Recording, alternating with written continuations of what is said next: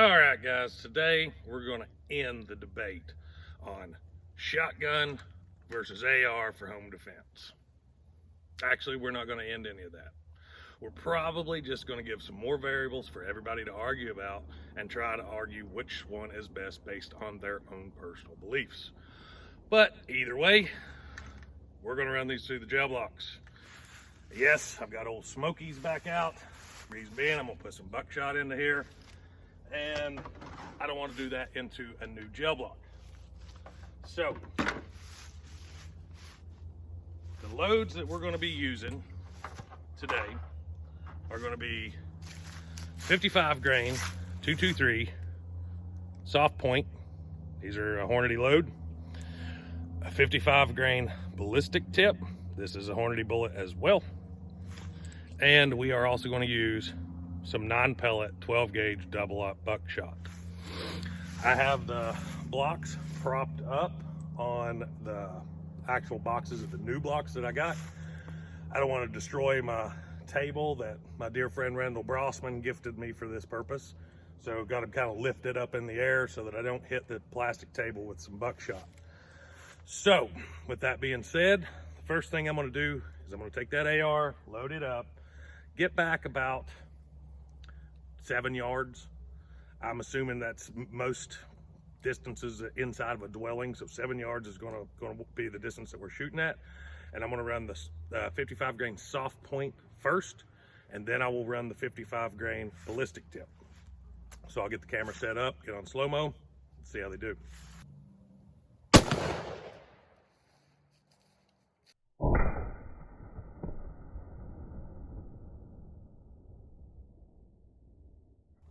There it is. As you can see, violent expansion, especially within the first 6 inches. You can see it was wreaking havoc. So you can see there are lead fragments, some jacket fragments, and there rests our projectile right at 12.5 inches. That's actually not a bad round for home defense, in my opinion. Let's see how the 55 grain ballistic tip does.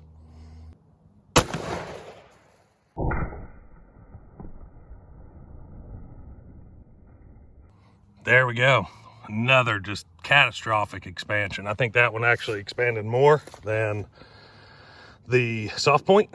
You can see the red ballistic tip there in the gel, along with all the other gunk and goo from this thing being melted down so many times, and I apologize for that, but these things ain't cheap, so I'm using the dirty blocks for rounds that I know are just gonna fragment all to pieces, smoke the block up, and take buckshot. But as I said, massive expansion, settles down about the 6 inch mark as well.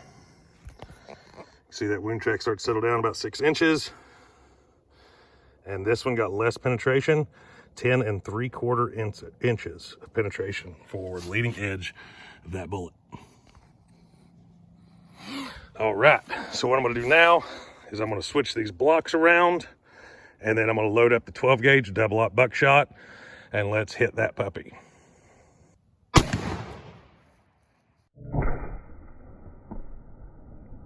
Okay, so we caught all but one of the pellets. One of the pellets exited out right here, but we did catch the wad.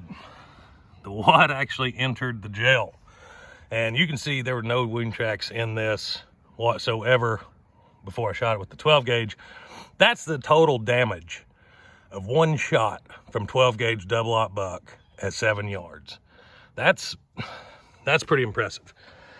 Now, here's the concerning part, and everybody knows that buckshot has a tendency to over penetrate, because when you lay it up here and look at the tape measure, our furthest pellet stops right there. That's actually the 223, but that's one of the pellets, and that is stopping at 19 and about 7/8 inches.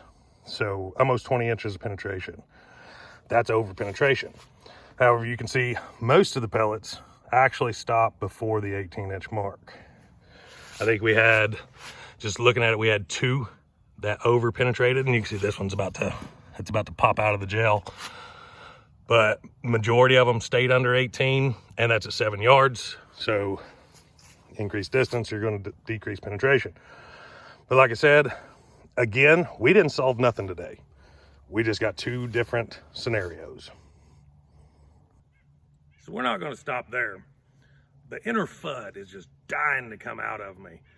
And there's just something about an old man on the front porch aiming down the barrel of a M1 Garand, knowing that 30-06 goodness is in there. That's Gran Torino. Either way, the inner FUD is dying to come out. And let's just see how the Granddad 30-06 does in this gel. Put one through it, pretend we're defending our homestead with an M1 Garand, how glorious that may be. However, not using an M1 Garand. I'm going to be using a standard deer rifle to put the 30-06 into the block. I know, that sucks.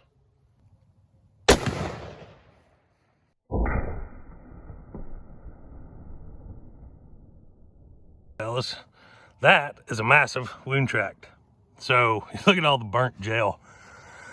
It starts here, massive expansion, as we would expect.